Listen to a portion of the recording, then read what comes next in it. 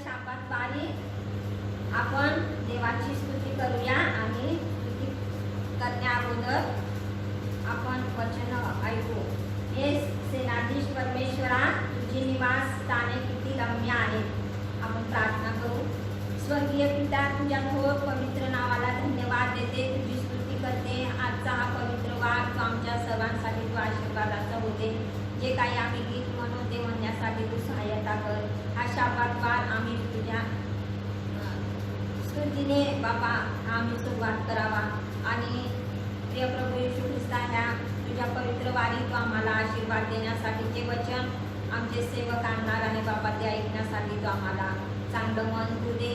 तसंच आम्ही जे काही स्तुती करू ती स्तुती करीत असताना आम्ही आत्म्याने भरून स्तुती करण्यासाठी तू आम्हाला सहाय्यता जे आमच्यामध्ये उपस्थित आहे त्यांना तू बाबा आमच्यामध्ये आणला आहेस म्हणून आम्ही तुझी स्तुती करतो बाबा. आणि आम्ही तुझ्या नावाला धन्यवाद देतो, तुझी स्तुती करतो का आठवडाभर तू आम्हाला सांभाळलेला आहेस आणि ह्या शाबातवारी तू आम्हाला एकत्र आणून तुझी स्तुती भक्ती करण्यासाठी तू आम्हाला संधी वेळ दिली म्हणून तुझी स्तुती करते. येशूच्या नावात मागितलं आणि म्हणून पाहिजे. आजच्या रविवारचा जो चालक पण आहे तो जिगिषा ख्रिस्ती आहे आणि प्रार्थना जिगिषा ख्रिस्ती आहे.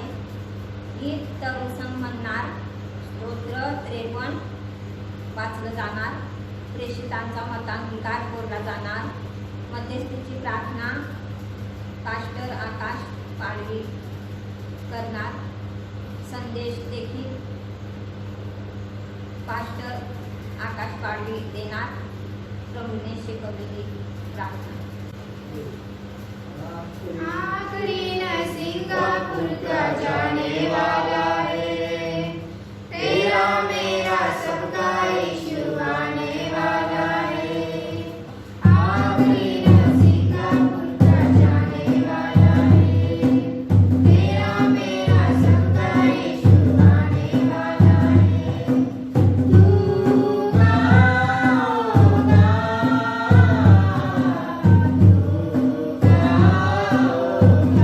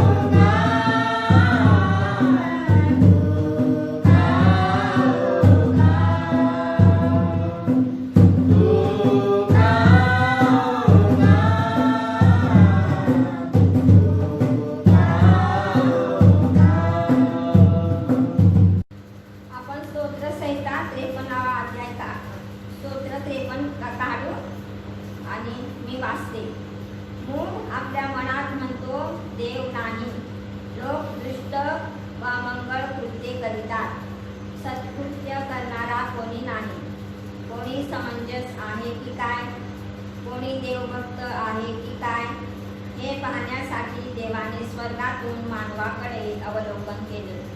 ते एकूण एक मार्गभ्रष्ट झाले आहेत. एकंदर सर्व बिघडले आहे. सत्कृत्य करणारा कोणी नाही, एकही नाही. दुष्कृत्य करणारे अगदी ज्ञानशून्य आहेत काय? ते भाकरी खाल्ल्याप्रमाणे आपल्या लोकांना खातात. देवाचं नाव घेत नाही. पूर्वी कधीही झाले नव्हते इतके ते भेदरले आहे. कारण तुझ्या विरुद्ध छावणी देऊन बसणाऱ्यांची हाडे देवाने विखरली आहेत. तू त्याची फजिती केली आहे, कारण देवाने त्याचा धिक्कार केला आहे. देव करो आणि सियोनेतून इस्रायलाची मुक्ती येऊ. देव आपल्या लोकांचे दास्य उलटवी, तेव्हा याकोब उल्हासेल, इस्रायल हर्ष पावेल.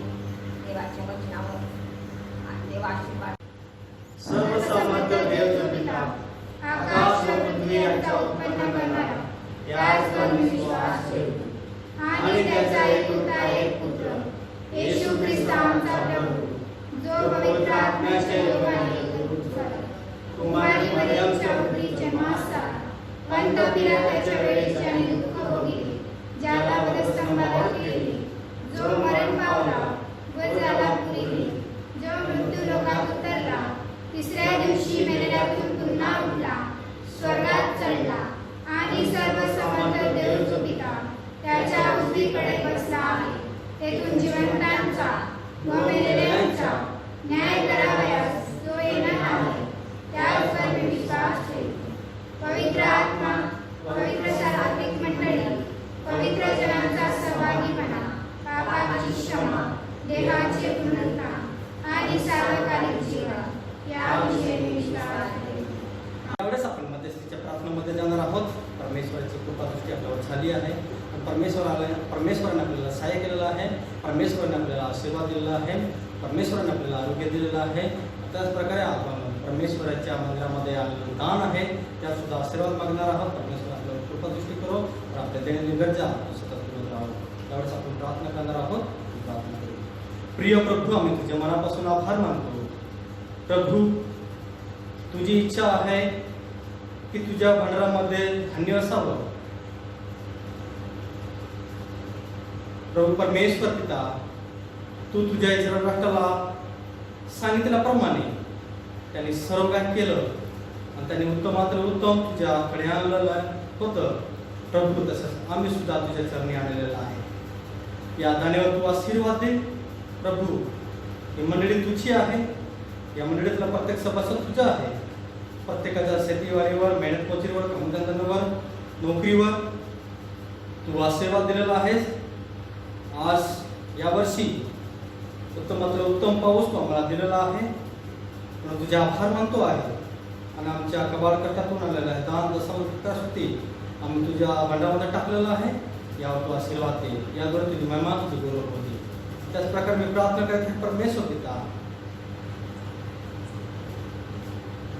या मंडळीतला प्रत्येक सभासद, प्रत्येक कुटुंब, प्रत्येक व्यक्ती, लहान थोर, तुझ्या दास दासी, तुझ्या निवडलेला पंच पुढारी मी तुझ्या हाती देत आहे. प्रभू, मंडळीतील सेवाकार्य वाहत असताना आम्हाला प्रत्येकावर तुझा अनुग्रह केला म्हणून तुला आभार मानत आहे. प्रत्येकावर विश्वास करून कृपादृष्टी असू दे, तुझा आशीर्वाद असू दे, असं मी तुझ्याकडे प्रार्थना करीत आहे. तो परमेश्वर पिता, प्रत्येक कुटुंबाचे रक्षण कर. प्रत्येक कुटुंबाची समस्या तुझ्या हाती सोपतो आहे. प्रत्येकाची समस्या दूर करणारा, प्रत्येकाची गरजा पुरवणारा, त्यांची परमेश्वरता, त्यांची इच्छा पूर्ण करण्यात परमेश्वर आम्ही तुला आभार मानत आहे. त्याच प्रकारे प्रार्थना करत आहे परमेश्वरता आनंदादा परमेश्वर प्रार्थना करत आहे की यावेळेस जे आमचे पंच आनंद पाडवी त्यासाठी मी प्रार्थना करत आहे. तो परमेश्वर होता, त्यांना बरं नाही. आज कोविड-19मुळे या आजारामध्ये ग्रसित आहेत. सर्व कुटुंबाला आम्ही तुझ्या हाती सोपतो आहे. प्रत्येकाला तो सहाय्य कर, प्रत्येकाला अनुग्रह कर, प्रत्येकाला तो बरं कर असं तुझी प्रार्थना करत आहे.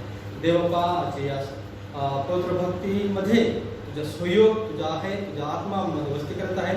येणाऱ्या वचनावर सुद्धा तू आशीर्वाद दे. त्या वचनाच्या द्वारे प्रत्येक तुझ्या लेकरांवर तुझा आशीर्वाद असं तुझ्या प्रार्थना करत आहे. विश्वास आहे की माझी प्रार्थना केलेली आहे. विश्वास आहे की मंडळीला आशीर्वाद दिलेला आहे. माझा विश्वास आहे की मंडळीला त्यांची गरजा पुरवलेली आहे. माझा विश्वास आहे की मंडळीतले सर्व आजार दूर केलेला आहे.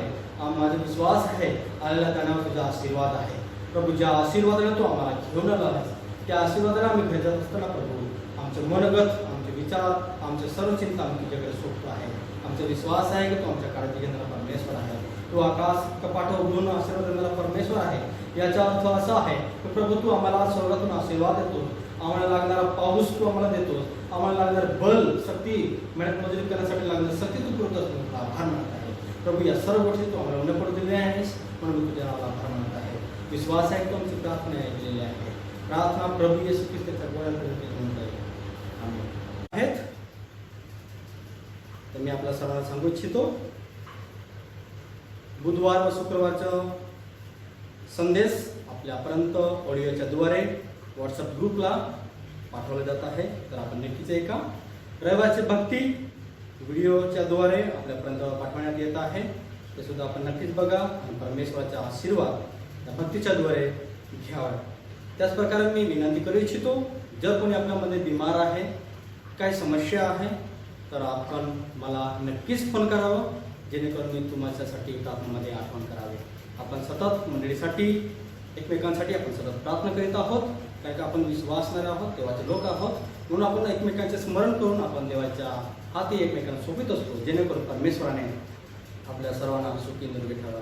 त्याचप्रकारे मी आपल्याला सूचना करू इच्छितो, जर आपण आपले दान, उपकारस्तुती दान असेल किंवा दशांश असेल, जे आपण दानपात्रामध्ये टाकू इच्छित असेल तर आपण मला नक्कीच कळावं, जेणेकरून ते आपण परमेश्वराच्या भंडारामध्ये टाकावं.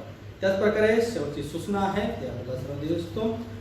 कोरोना या संसर्गजन्य महारोगामध्ये आपण सर्वजण अडकलेलो आहोत. आज आपण प्रत्येकजण वेगवेगळ्या ठिकाणी आपल्या घरी जा आहोत, ड्युटीला आहोत. तरीसाठी परमेश्वराची कृपादृष्टी आपल्यावर आहे. परमेश्वराने आपल्याला सांभाळलं आहे.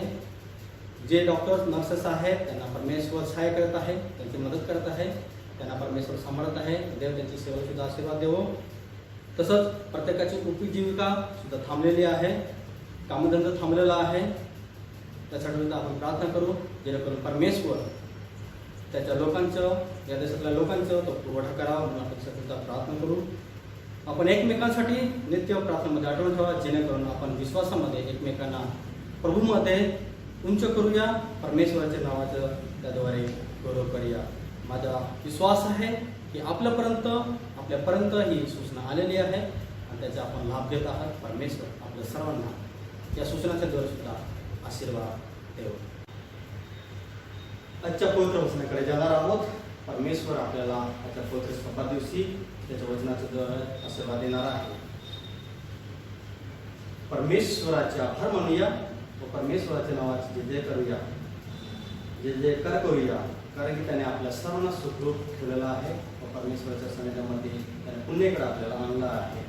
परमेश्वराच्या वचनाकडे जाऊ. पहिल्या समूएल याचा 28वा अध्याय आणि 16वा वचनामध्ये आपण बघणार आहोत. या ठिकाणी असं लिहिलेलं आहे, पहिल्या समूएल 28वा अध्याय आणि 16वा वचन. समूएल म्हणाला, परमेश्वर तुझा त्याग करून तुझा शत्रू झाला आहे, तर तू मला कशाला प्रश्न करतोस. हे बाप आपल्या सर्वांना या वाचलेल्या वचनाच्या द्वारे आपल्या सर्वांना आशीर्वाद देव. सुंदरचं वचन वाचलेलं आहे. पुन्हा एकदा 16च्या जीवनाबद्दल.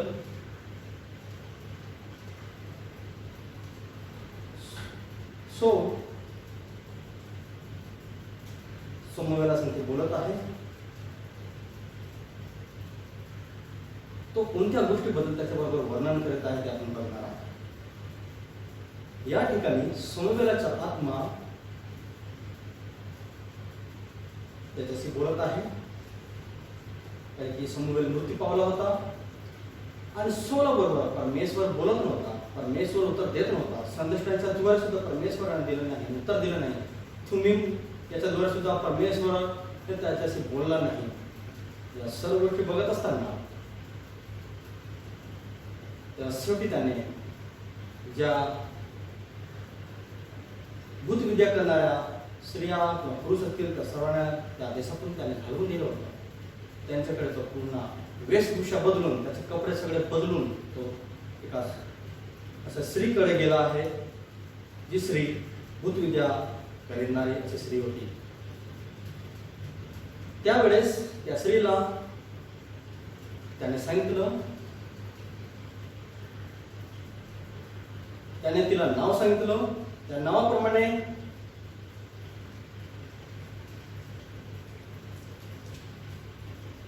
तो पुरुष तिला दिसला, समूएल. आणि त्यावेळेस ती घाबरली. नंतर आपल्याला बघायला मिळत आहे की तिनं सौलाला ओळखलं.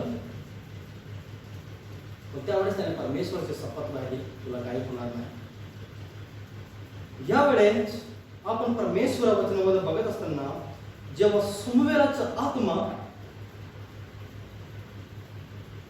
सौला संगती बोलत आहे, त्यावेळेस तो त्याला दोन गोष्टी सांगत आहे. समूएल म्हणाला, परमेश्वर तुझा त्याग करून तुझा शत्रू झाला आहे. परमेश्वराने तुझा त्याग केलेला आहे व तो तुझा शत्रू झालेला आहे.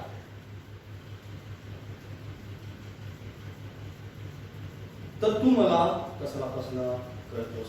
आणि पण आपण प्रश्न करत असतो जेव्हा आपल्या प्रश्नाचे उत्तर भेटत नाही, आपल्या प्रार्थनेचे उत्तर भेटत नाही, आपली वैयक्तिक समस्या आपण सांगत असतो त्याचे उत्तर भेटत नाही, आपण कंटाळत असतो. पण अशा वेळेस आपण परमेश्वराची वाट कधी बघत नाही. ह्या व्यक्तीच्या जीवनामध्ये सुद्धा हा प्रश्न आला होता. म्हणून या ठिकाणी आपल्याला बघायला मिळत आहे की समूएलने त्याला उत्तर दिलं की परमेश्वराने तुझा त्याग केला आहे आणि परमेश्वर तुझ्या काय झाला वेळ केला. आजचा जो विषय आहे तो विषय असा आहे की परमेश्वर आपला शत्रू आहे. खरंच आपला शत्रू परमेश्वर आहे का? खरंच शत्रू परमेश्वर आपला शत्रू बनू शकतो का? शत्रू म्हणजे काय? एखाद्या व्यक्तीसंगती कोणत्या गोष्टीने आपला वादविवाद झाला असेल, त्या वादविवादामध्ये समोरचा व्यक्ती समजून घेत नसेल, आपल्याला जाणून घेत नसेल, तो चुकला असेल तरी आपली चूक सुधारत नसेल, आणि तरी सुद्धा चुकीमध्ये आपल्याला आढळतो की तो चुकला असून सुद्धा तो कबूल करीत नाही, तो स्वीकारायला तयार नाही. समोरचा व्यक्ती समजदार असावा, त्याच्याशी सोलो करत असताना त्याच्याशी तो करत नसावा. तो शत्रू सतत आपल्या पाठीमागे असतो, आपल्याला वार करण्याचा संधी शोधत असतो, तो आपल्याला वैरी मारत असतो, त्याच्या जीवनामध्ये त्याच्या हृदयामध्ये आपल्याबद्दल कपट असतो, तो आपला छळ करण्याचा प्रयत्न करत असतो किंवा आपला घात करण्याचा प्रयत्न करत असतो. त्याच्या मनामध्ये आपल्याबद्दल प्रेम भावना कधी नसतात, असा तो शत्रू असतो. म्हणून आपल्याला या जगामध्ये अनेक चित्र आपल्याला बघायला मिळत आहे. अनेक लोक एकमेकांच्या कोणत्याही कारणामध्ये, शेतीच्या बाबतीमध्ये, अशा गोष्टीमध्ये आपल्याला बघायला मिळतात त्याचं एकमेकांच्या वैरी होऊन जातात व एकमेकांचे घात करतात, खून करतात. पण परमेश्वर हा कसा प्रकारचा शत्रू आहे ते आपण आज बघणार आहोत. ह्यामध्ये अनेक असे वचन आहे, त्यामध्ये लिहिलेलं आहे की परमेश्वर आपला शत्रू आहे. यशाया 63:10 मध्ये सुद्धा लिहिलेलं आहे. योग म्हणतो सुद्धा 19:11 मध्ये योग सुद्धा म्हणतो. आणि यावेळेस आपण त्या वचनामध्ये जात असताना काय खरखरा परमेश्वर आपला शत्रू आहे का? 3 गोष्टी आपण बघणार आहोत. आणि त्यामध्ये परमेश्वर आपला जर आपण म्हणतो की परमेश्वर आपला शत्रू आहे, तर कोणत्या गोष्टीमुळे परमेश्वर आपला शत्रू होतो? काही वेळा आपण म्हणतो परमेश्वर आपला शत्रू कधी होऊ शकत नाही, ते सुद्धा मान्य आहे. पण परमेश्वराच्या वचनामध्ये समूएल म्हणतो आहे की परमेश्वराने तुझा त्याग केलेला आहे आणि तो तुझा शत्रू झालेला आहे, तो तुझा वैरी झालेला आहे. पण परमेश्वर कोणत्या गोष्टीसाठी वैरी आहे ते आपण बघणार आहोत. यामध्ये 3 गोष्टी मी आपल्याला सांगू इच्छितो की परमेश्वराच्या वचनाच्या द्वारे.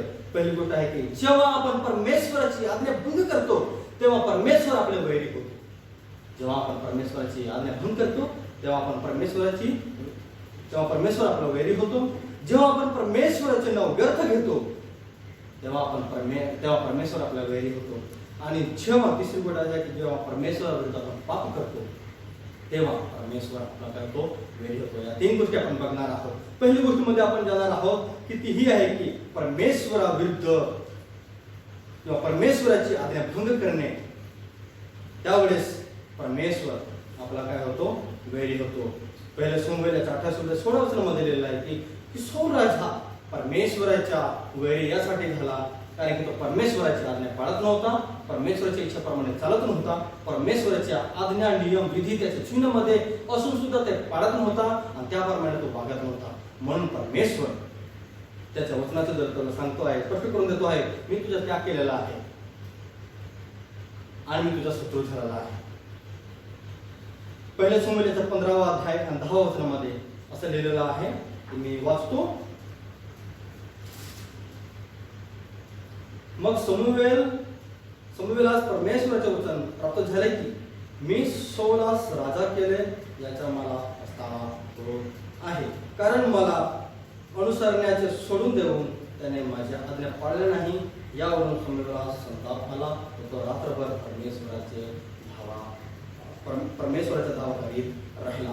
सौलासाठी समुवेल प्रार्थना करत होता, तर परमेश्वराने त्याची सुद्धा प्रार्थना ऐकली नाही आणि परमेश्वराला पस्तावा यासाठी आला की त्याने अनुसरण सोडून दिलं, त्याची वाणी ऐकण्यास सोडून दिली, त्याचे आज्ञा पाळण्यास सोडून दिलं, त्याचे नियम पाळण्यास तो सोडून दिला आणि त्याप्रमाणे तो वागण्यास जगण्यास त्याने सोडून दिलं. त्याच्या मनाप्रमाणे त्याच्या इच्छाप्रमाणे तो करीत राहिला. अमोऱ्याच्या राजा व त्या देशाचा त्याने परमेश्वराने सांगितलं होतं की त्याच्या सर्व काही नाश कर. त्यातलं उत्तमातलं उत्तम त्याने आणलं, ते ठेवलं. म्हणून परमेश्वराला तर प्रसन्न झालं नाही. आता परमेश्वरासाठी त्याने ठेवलं होतं, काही अशा कृतीच्या द्वारे परमेश्वर प्रसन्न होत नाही. म्हणून सौलाला समुवेल म्हणतो आहे की परमेश्वर कशाने प्रसन्न होतो. 15:22 आणि 23 वचनामध्ये असं लिहिलेलं आहे, तेव्हा समुवेल म्हणाला, परमेश्वराचा शब्द पाळल्याने जसा त्याला संतोष होतो. परमेश्वराचा जो शब्द पाळतो, त्याचे वाणी ऐकतो, तेव्हा परमेश्वराचे मन संतुष्ट होतं, परमेश्वराला आनंद होतो की माझे मुले, माझे लेकरे, माझे लोक माझे वचन ऐकतात. या ठिकाणी म्हटलं की शब्द पाळल्याने जसा त्याला संतोष होतो तसा होमानी व यज्ञानी होतो काय. पहा, यज्ञापेक्षा आज्ञा पाळणे बरे. पहिली गोष्ट त्या ठिकाणी म्हणतोय की शब्द ऐकणे आणि दुसरी गोष्ट आहे की शब्द पाळणे व त्या आज्ञा ऐकून त्या पाळणे. एडक्याच्या वचनापेक्षा वचन ऐकणारे बरे. जे परमेश्वराचे वचन ऐकतात त्यांना ते नवजीवन देतात. परमेश्वराचे वचन त्यांना शिकवतं, त्यांना ज्ञान बुद्धी चातुर्य सांगून देतं, यासाठी की परमेश्वर जिवंत आहे. परमेश्वराचे वचन आहे करण्याचे वचन आहे. परमेश्वराचे वचन सत्य आहे, ते त्यांच्या चिन्हामध्ये त्यांच्या हृदयामध्ये असावं. म्हणून या ठिकाणी तो सांगतो आहे की त्याचे वचन ऐकणारे बरे. जे परमेश्वराचे वचन ऐकतात ते धन्य आहे. व अवज्ञा जादूगिरीच्या वाक्या समान आहे आणि हट्ट हा मूर्तिपूजा व कुल देवताचर्य यासारखा आहे. तो परमेश्वराचा शब्द मोडलेला आहे, म्हणून त्यानेही तुला राज्यपदावर घरून दिला आहे. या ठिकाणी आपल्याला त्याने परमेश्वराचा शब्द मोडला, म्हणून परमेश्वराने त्याने राज्य सिंहासन त्याच्याकडून काढून घेतलं व दाविदाला दिलेलं आहे. या ठिकाणी मी आपल्याला सांगू इच्छितो, जेव्हा जेव्हा आपण परमेश्वराच्या विरुद्ध होतो, परमेश्वराच्या आज्ञाभंग करतो, परमेश्वराच्या वचनाप्रमाणे चालत नाही, परमेश्वराच्या आज्ञा आपल्या मनामध्ये अंतःकरणामध्ये परमेश्वराचे वचन आपण पाळत नाही, तेव्हा परमेश्वर आपल्या वेळी होतो. जसा देव त्याचा वेळी झाला, तसा जेव्हा आपण त्याची वाणी ऐकणार नाही, त्याची आज्ञा पाळणार नाही, त्याच्या नियमसूत्राप्रमाणे राहणार नाही, तर परमेश्वर सुद्धा आपल्या वेळी होणार. म्हणून आपल्याला सुद्धा परमेश्वर सांगतोय, काय आपण परमेश्वराचे वचन ऐकतो का, परमेश्वराच्या आज्ञा पालन करतो का. जर आपण करतो तर परमेश्वर आपला शत्रू नाही आहे, तर तो आपला मित्र आहे. त्याच्या आज्ञा पाळणाऱ्या व्यक्तींबरोबर परमेश्वर सतत असतो आणि त्याचं सहकार्य, त्याचं कार्य त्याच्याद्वारे तो सतत प्रगट करून घेतो. कारण की त्याची इच्छा ही परमेश्वराची इच्छा असते आणि जो आपली इच्छा परमेश्वरासमोर ठेवून परमेश्वराला विचारतो की परमेश्वरा मी हे केलं पाहिजे, परमेश्वरा मी हे करण्यास जात आहे, काय तुझी इच्छा आहे का. जो परमेश्वराला विचारतो त्याच्या मनाला परमेश्वर त्याच्या आत्म्याच्या द्वारे बोलत असतो व कळीत असतो, हा किंवा ना.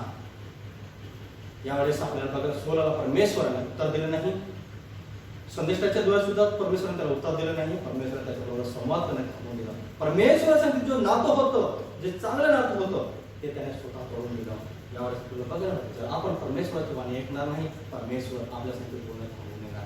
परमेश्वराचे वचन आपण पाळलं नाही तर परमेश्वर आपल्याला त्याच्या वचनाचे जर आशीर्वाद देणार नाही. म्हणून आपण परमेश्वराचे वचन ऐका, परमेश्वराचे वचन पाळा व त्याच्या आज्ञेप्रमाणे आपण जगा, अशी प्रभूची इच्छा आहे. कारण की आपण परमेश्वराचे लोक आहोत.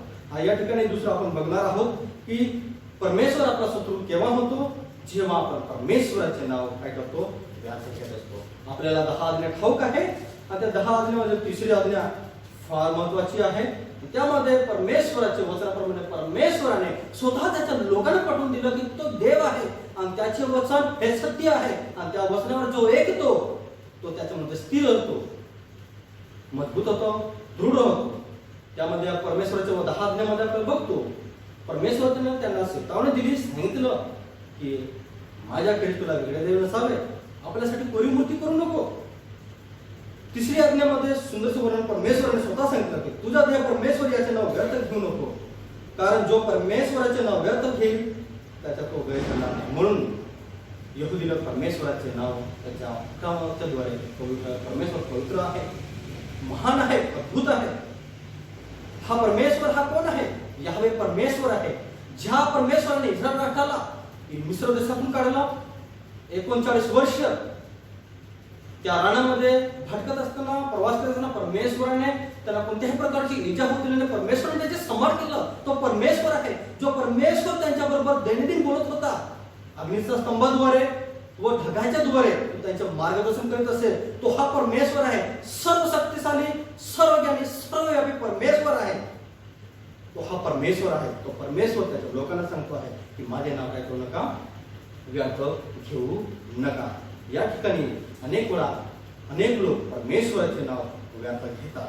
त्यामध्ये व्यर्थ घेणे, परमेश्वराचे नाव तुच्छ घेणे किंवा त्याच्या नावाचा अपमान करणे किंवा त्याच्या वचनाचे अपमान करणे हा फार मोठा काय आहे, गुन्हा आहे. आपण या जगामध्ये राहत असताना या जगातील नियम किंवा जे सिद्धांत आहे त्यांचे कोणतेही एकही नियम जर आपण अयोग्य प्रमाणे त्याचा वापर केला किंवा अपमान केला तर जेव्हा कोर्ट आपल्याला त्याचा न्याय देतो किंवा आपल्याला तो दोषी ठरवतो आणि त्याबद्दल आपल्याला शिक्षा होत असते. तशाच प्रकारे हे परमेश्वराचे वचन आहे, हे परमेश्वराचे नियम आहे, हे परमेश्वराचे आज्ञा आहे, या विधी नियम आहे. त्यामध्ये सुद्धा परमेश्वर म्हणतो आहे की जो माझे नाव व्यर्थ घेईल मी त्याचा काय करणार नाही, व्यय करणार नाही. यामध्ये आपण बघत असताना दुसऱ्या समूएलमध्ये सोलाची मुलगी मिखेल जेव्हा दावीद राजाने दावीदपुरामध्ये बेथलेहममध्ये जेव्हा देवाचा कोस आणला त्यावेळेस तो नाचत होता, देवाची महिमा करत होता व त्याची पत्नी घरातून खिडकी उघडून त्याला बघत होती. त्यावेळेस ती त्याला भेटायला आली बाहेर आणि त्याच्यासाठी तिने एक शब्द वापरला. तो आहे दुसरा समूएल याचा 6वा अध्याय आणि 20वा वचनामध्ये. त्याच्यासाठी तिने शब्द वापरला, एक हलकट असा शब्द त्याच्यासाठी तिने वापरलेला आहे. मी आपल्यासाठी ते वचन वाचतो. आपल्या घराण्यातील लोकांस आशीर्वाद द्याव्यासाठी दावीद परत आला तेव्हा सौलाची कन्या मिखेल बाहेर आली व त्यास म्हणाली, एखादा हलकट मनुष्य उघडा बोडका होतो तसे आज इस्रायलाच्या महाराजांनी आपले दास व दासी यांच्या समोर आपले शरीर उघडे केले. तेव्हा इस्रायलाचे महाराज आज किती वैभवशाली दिसले. या ठिकाणी दाविदाच्या तिने अपमान केला, त्याला हलकट असा हा शब्द वापरलेला आहे. त्याच्याबद्दल बोलणे म्हणजे देवाबद्दल बोलणे ते झालं, कारण तो देवाचा अभिषेक दास होता, देवापासून निवडलेला होता, तो देवाचे सेवा कार्य करत होता आणि देवाचा आत्मा त्याच्या बरोबर होता आणि जे देवाला संतोष होणारा असं कृत्य तो सतत त्याच्या दैनंदिन जीवनामध्ये करीत होता. आणि या ठिकाणी आपल्याला बघायला मिळत आहे असा शब्द वापरल्याने तिच्या जीवनात आपल्याला बघायला मिळत आहे तिला पुत्र संतान तिच्या जीवनामध्ये कधीही झाला नाही, कारण की तिने परमेश्वराचे नाव काय केलेलं आहे, अपमान केलेला आहे. तसंच आपल्याला बघायला मिळतं इयोबाची पत्नीने सुद्धा इयोबाला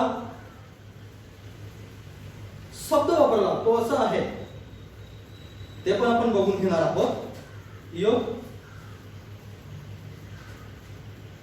याचा 2रा अध्याय 9 आणि 10 वचनामध्ये असलेला. तेव्हा त्याची स्त्री त्याला म्हणाली, तुम्ही अजून सत्व धरून राहिला आहात का? देवाचे नाव सोडून द्या आणि मरून जा. या ठिकाणी ते त्याला सांगताय देवाचे नाव सोडून द्या आणि मरून जा. म्हणजे देवाचे नाव त्या करा. जर तो देव असता तर तुम्हाला वाचवला असता, त्याला तुमची काळजी असती तर तुम्हाला असं संकट आणले नसते, अशी तिची इच्छा होती. आणि या ठिकाणी बघायला मिळत आहे जर तो देव आहे तर तुम्हाला तो वाचवू शकत होता, सांभाळू शकत होता. अशा संकटामध्ये त्याला कोड झाला होता, त्या मोठ्या कोड्याने तो राखेत बसलेला होता. आणि त्यावेळेस ती म्हणते आहे देवाचे नाव सोडून द्या आणि मरून जा. त्यावेळेस तो तिला उत्तर देतो आहे. तो तिला म्हणाला, तू धर्महीन स्त्रियांप्रमाणे बोलतेस. देवापासून सुख घ्यावे आणि दुःख घेऊ नये काय? हा सर्व प्रसंगी योबाने आपल्या देवाचे काहीही आपल्या वाचने काहीही पाप केले नाही, त्याच्या मुखातून अपशब्द निघाला नाही, पण परमेश्वराचे गौरव केलेला आहे. अशा अनेक आपल्याला बघायला मिळत आहे. आणि त्यावेळेस आपल्याला सुद्धा बघायला मिळतो आहे की दावीद आणि गोलियत मध्ये युद्ध होण्याच्या अगोदर सोल आणि त्याचे लोक युद्ध करत असताना गोलियत सुद्धा चालना देत होता. आणि त्यावेळेस सुद्धा त्याने देवाच्या इतर लोकांसाठी अपशब्द वापरला आणि त्यांना पुढे येण्यास सांगतो आहे, कोण युद्ध करायला येण्यास तयार आहे. त्यावेळेस दावीद राजाने म्हटलं की देवाच्या राष्ट्रासाठी किंवा सैन्याला तुच्छ लेखणारा हा कोण आहे, अपमान करणारा हा कोण आहे.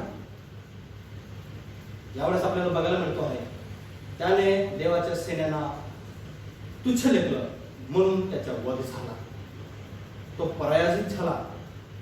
त्याला त्याचा विजय मिळवू दिला नाही, देवाने त्याचा विजय मिळवू दिला नाही. त्याच प्रकारे आपल्याला बघायला मिळत आहे दाविदाची पत्नीने त्याचा अपमान केला, म्हणजे देवाचा अपमान केला. तिला पुत्र संतान कधीच झाला नाही. आज असे अनेक लोक देवाच्या वचनाचे किंवा देवाचे नाव व्यर्थ घेतात. आपल्याला फिल्म इंडस्ट्रीमध्ये सुद्धा आपल्याला बघायला मिळतो आहे की फराह खान, रमणा टंडन आणि आपल्याला भारती सिंग जेव्हा हालेलुया या शब्दाचे अर्थ किंवा त्याच्या अर्थाचा त्या नावाचा अर्थ काय होतो याचे त्यांच्यामध्ये संवाद होत असताना त्यामध्ये त्या वचनाचा त्यांनी मिसयूज केला, त्या अर्थाचा अपमान केला, त्या शब्दाचा त्यांनी शब्दाचा काय त्यांनी केला, अपमान केला. त्यावेळेस त्याने त्या शब्दाला एक वाईट शब्द आहे असं त्यांनी सांगितलं. व त्या ठिकाणी एक शब्द अजून त्यांनी मांडला आहे की ते हे पती ह्या शब्दाचा उपयोग करतात. नंतर त्यांना पराजित झालं, त्यांनी क्षमा मागितली. पण परमेश्वराच्या वचनामध्ये लिहिलं आहे परमेश्वराचे नाव काय करू नका, व्यर्थ घेऊ नका, कारण की परमेश्वर हा ईर्ष्यवान परमेश्वर आहे, तो गय न करणारा परमेश्वर आहे. या ठिकाणी आपल्याला या वचनाचे जर परमेश्वर सावध करीत आहे, सांगतो आहे की आपण परमेश्वराचे नाव व्यर्थ घेऊ नये. परमेश्वराचे वचन सत्य आहे, विश्वासनीय आहे, हे त्याचे प्रगटीकरण आहे, हे त्याचे कराराचे वचन आहे, ते सदा सर्वकाळ टिकणारा असं वचन आहे. आकाश आणि पृथ्वी नष्ट होतील पण परमेश्वराचे वचन कधी नष्ट न होणार आहे असं ते वचन आहे. म्हणून आपण परमेश्वराचे वचन हे जसं परमेश्वराचा सन्मान करतो तसं परमेश्वराच्या वचनाचा सुद्धा आपण सन्मान केला पाहिजे. तिसरी गोष्ट आपण बघणार आहोत त्यामध्ये छान काय आपण दैनंदिन आपल्या जीवनामध्ये परमेश्वराचे वचन आणि परमेश्वराचे अपमान करतो काय, आपल्या जीवनाच्या द्वारे, आपल्या राहणीमानाच्या द्वारे, आपल्या वागण्याच्या द्वारे आपण परमेश्वराच्या नावाचा अपमान करतो काय. जर करत असाल तर आपण पश्चाताप करणे गरजेचे आहे. परमेश्वराकडे येणार आहे, परमेश्वर समकरणार परमेश्वर. म्हणून परमेश्वर सांगतो आपण आपल्या मुखाने, शब्दाने, कोणत्याही गोष्टीने आपण परमेश्वराचे नाव व्यर्थ घेऊ नये अशी परमेश्वराचे सांगणं आहे. कारण की सोलारने सुद्धा परमेश्वराच्या नावाची शपथ घेतली आणि त्यावर तो खोटा बोलला म्हणून शेवटी त्याचा वध झाला. असं जीवन, असं कार्य आपल्या जीवनामध्ये घडू नये म्हणून आपण आपली जीभ सांभाळणे फार गरजेचे आहे. आणि तिसरी गोष्ट आपण बघणार आहोत की जो परमेश्वराच्या विरुद्ध जातो, परमेश्वर त्याचा शत्रू होतो, तो केव्हा होतो, जेव्हा आपण त्याच्या विरुद्ध पाप करीत असतो. या ठिकाणी अनेक असे वचने आहेत, त्यामध्ये आपण बघणार आहोत की परमेश्वराला कोणत्या गोष्टी पसंत पडत नाही आणि कोणत्या गोष्टी आवडतात. त्यामध्ये आपण बघणार आहोत जेव्हा जेव्हा आपण पाप करतो तेव्हा तेव्हा परमेश्वराला ते आवडत नाही. परमेश्वराला त्याची भीट येते. परमेश्वराला ते पसंत पडत नाही. परमेश्वर त्या गोष्टीपासून नफरत करतो. अशा गोष्टी मनुष्याला फार आवडत असतात. त्या अशा आहेत नीतिसूत्र याचा 6वा अध्याय 16 वचनामध्ये त्या आहेत उन्मत्त दृष्टी, लबाड बोलणारे जीव, निर्दोष रक्त पाडणारे हात, दुष्ट योजना करणारे अंतःकरण, दुष्कर्म करण्यास त्वरितपणे धावणारे पाय, लबाड बोलणारे खोटा साक्षीदार व भावाभावामध्ये वैरमन उत्पन्न करणारा मनुष्य. यामध्ये आपल्याला बघायला मिळत आहे उन्मत्त दृष्टी. जसा श्रीमंत व्यक्ती गर्वाने फुगलेला होता, तो उन्मत्त दृष्टीने आपल्या सर्व वैभवाची तो प्रशंसा करत असतो. आपल्याला येशू ख्रिस्ताने सांगितलेला धडा आहे, एक लाजरस आणि श्रीमंत, तो त्याच्या वैभवाबद्दल तो एस मजेने जगत होता, तो गर्वाने राहत होता, अशी त्याची दृष्टी होती. तो आनंदाने सुखाने राहिला आणि तो शेवटी मरण पावला. त्याच प्रकारे लबाड बोलणारी जीव याबद्दल आपण बघू शकतो. अखान याने ज्या देशामध्ये कनान देश परमेश्वराने दिलं त्या ठिकाणी दिलं काही चांगल्या वस्तू त्याने लपवून ठेवल्या त्याच्या घरामध्ये. आणि त्यावेळेस आपल्याला बघायला मिळत आहे की त्याने व्यवसायाला लबाड बोलला, नंतर त्याने खरं बोलला. त्याच प्रकारे निर्दोष रक्त पाडणारे हात, कायनाने हाबेलाचे चित्र आपल्या समोर आहे. हाबेलाच्या कायनाने वध केला. दुष्ट योजना करणारे अंतःकरण, सौल आणि दाऊदामध्ये वैर निर्माण झालेलं होतं. त्यामध्ये आपल्याला सौल सतत त्याचा वध करण्याचा प्रयत्न करत होता. परमेश्वर त्याच्या बरोबर त्याला ठाऊक होतं आणि परमेश्वराचे कार्य त्याच्या जीवनामध्ये तो करीत घेत आहे. म्हणून शेवटपर्यंत त्याच्या वैरी राहिला आहे. म्हणून तो त्याचा वध करणाऱ्या दुष्ट योजना तो त्यासाठी सतत करीत होता. दुष्ट करण्यास त्वरित होणारे पाय, सदोम आणि गोमोराबद्दल आपण उदाहरण घेतलं. त्यांचे पाय, त्यांचे हृदय, त्यांचे मन ते सतत अशा या जगाच्या वासनेमध्ये रुतलेलं होतं आणि ते परमेश्वराविरुद्ध जे पाप आहे ते करीत होते. त्याच प्रकारे लबाड बोलणारा खोटा साक्षीदार, हन्ना आणि सफराचे उदाहरण आपल्या समोर आहे. प्रेषितांच्या मतांकरमध्ये पेत्राने त्यांना विचारल्यावर ते खोटं बोलले. त्याच वेळेस पवित्र आत्म्याने त्यांचा वध केला आणि ते मरण पावले. भावाभावामध्ये वैर निर्माण उत्पन्न करणारा मनुष्य योसेफ आणि त्याचे भाऊ त्याचे वैरी झाले आणि त्याच्यामध्ये वैर निर्माण झाल्यानंतर ते त्याला विकून टाकलेले आहे. असे आपल्याला या ठिकाणी बघायला मिळत आहे. 10 आज्ञा परमेश्वराने दिलेल्या आहे आणि त्या आपण पाळणे फार गरजेचं आहे. परमेश्वराच्या गोष्टीमध्ये परमेश्वर त्याच्या लोकांना सांगतो आहे आणि हा आहे की 10 आज्ञा तुम्ही पाळल्या पाहिजे आणि त्याप्रमाणे तुम्ही राहायला पाहिजे. हा फार महत्वाचे आहे की आपण आपले नैतिक जीवन कसं जगलं पाहिजे. अनैतिक प्रमाणे की नैतिक प्रमाणे, नीतिमानाप्रमाणे राहायला पाहिजे की या जगाच्या वासनेप्रमाणे आपण राहिलं पाहिजे. या गोष्टीच्या वर्णन देव त्यांना त्यांच्यापासून एक समाजामध्ये, कुटुंबामध्ये, त्यांच्या व्यक्ती जीवनामध्ये आणि देवाचे वचन त्यांनी कसं पाळलं पाहिजे यासाठी त्याने त्याच्यासाठी वचन दिलेलं आहे. ते हा आहे की माझ्याकडे तुला वेगळे देव नसावे, आपल्यासाठी कोणी मृत्यू करू नको, तू आपला देव परमेश्वर याचं नाव व्यर्थ घेऊ नको, कारण की जो परमेश्वराचं नाव व्यर्थ घेईल त्याचा तो गैर करत नाही. 7 दिवस आठवण ठेवून तो पवित्रपणे पाळ. आपल्या बापाचे व आईचे मान राख. खून करू नको, व्यभिचार करू नको, चोरी करू नको, आपल्या शेजाऱ्यावरती खोटी साक्ष देऊ नको, आपल्या शेजाऱ्याच्या घराचा लोभ धरू नको. या 10 आज्ञा परमेश्वराने त्याच्या लोकांनी दिला. जसा परमेश्वर आहे तसाच तो त्याच्या लोकांमध्ये सुद्धा बघण्याचा देश परमेश्वराच्या संमी आहे. पवित्र आहे तसं तुम्ही पवित्र व्हावा अशी परमेश्वराची इच्छा आहे. आणि या ठिकाणी आपल्याला बघायला मिळत आहे परमेश्वराच्या विरुद्ध जेव्हा जेव्हा आपण जातो तेव्हा तेव्हा परमेश्वर आपला वेळी होतो.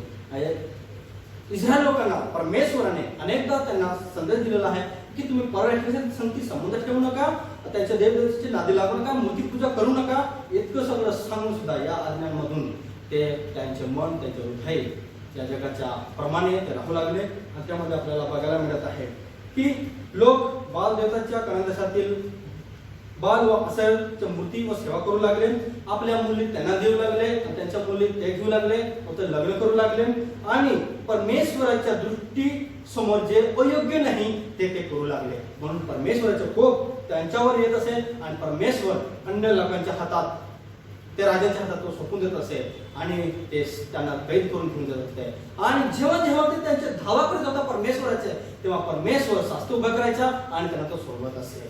या ठिकाणी आपल्याला बघायला मिळत आहे की आपल्याला परमेश्वर कोणत्या आज्ञा सांगतो आहे ते आपण पाळले पाहिजे, कोणत्या न्याय सांगतो त्याकडे आपण दुर्लक्ष करून आपण परमेश्वराच्या वचनामध्ये राहिलं पाहिजे. जेव्हा आपण परमेश्वराच्या विरुद्ध जातो, पाप करतो, तेव्हा परमेश्वर आपल्याला दंड देतो, आपल्याला शिक्षा देतो. परमेश्वर आपल्याला काही करत नाही आणि त्यामुळे आपल्याला जेव्हा आपण परमेश्वराचे आपण शरण येतो, धावा करतो, प्रार्थना करतो, प्रभू आम्ही चुकलो आहे. त्यांनी म्हटलं, वचनामध्ये लिहिलेलं आहे की त्यांनी परमेश्वराचा धावा केलेला आहे. 7:3:48 मध्ये सुद्धा लिहिलेला आहे, 2 ते 3 मध्ये सुद्धा लिहिलेला आहे आणि 3, 5 आणि 6 मध्ये लिहिलेला आहे. जेव्हा परमेश्वराचा त्यांनी धावा केलेला आहे, परमेश्वराने ऐकलं. धावा करणं म्हणजे परमेश्वराकडे हाक मारणे, परमेश्वराची गोष्ट करणे, परमेश्वरासमोर आपले पापे कबूल करणे, आपले प्रायश्चित करणे, आपले जीवन परमेश्वराला सोपून देणे, जेणेकरून परमेश्वरा ह्या गोष्टी माझ्या जीवनातून काढून टाक. ह्या जीवनामध्ये मी आहे, मी तुझ्या विरुद्ध चुकलो आहे, मी तुझ्या विरुद्ध पाप केलेलं आहे, तू क्षमा कर. म्हणून जेव्हा त्याने धावा केलेला आहे, परमेश्वराने त्यांना समजलेलं आहे आणि त्या देशापासून सातांच्या द्वारा परमेश्वराने सोडलेला आहे.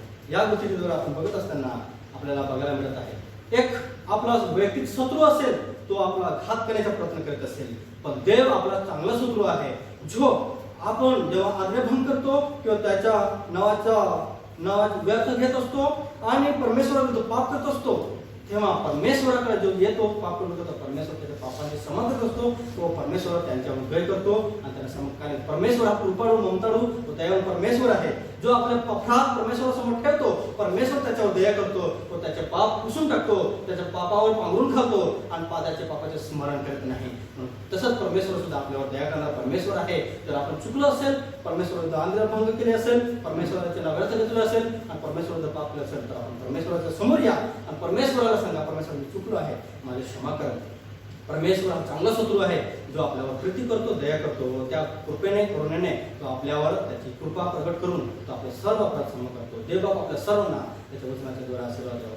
प्रार्थना करू. प्रभू, आम्ही तुझा आभार मानतो, तुझे वचन सत्य आहे, विश्वासनीय आहे. आज तुझ्या वचनाच्या द्वारा तू आमच्या संगती बोलला आहे, साक्षी भक्ती आराधना तू आशीर्वाद केलीस म्हणून तुला आभार मानत आहे. प्रभू, तू आमचा चांगला शत्रू आहे.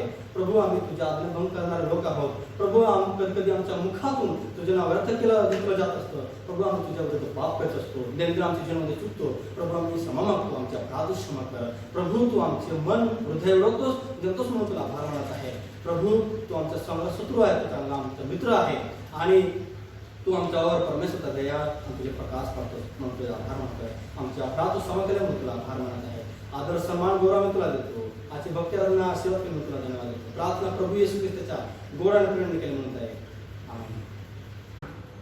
यावेळेस आपण प्रभूची प्रार्थना करणार आहोत. मंडळीने मिळून आपण प्रभूची प्रार्थना म्हणूया. आमच्या स्वर्गीय पिता, तुझे नाव पवित्र मानले जा, तुझे राज्य जसे स्वर्गात तसे पृथ्वीवर, तुझ्या इच्छेप्रमाणे आमची रोजची भाकर आज आम्हाला दे आणि जसं आम्ही सोडलं आहे तसंच तू आमची गुन्हे माफ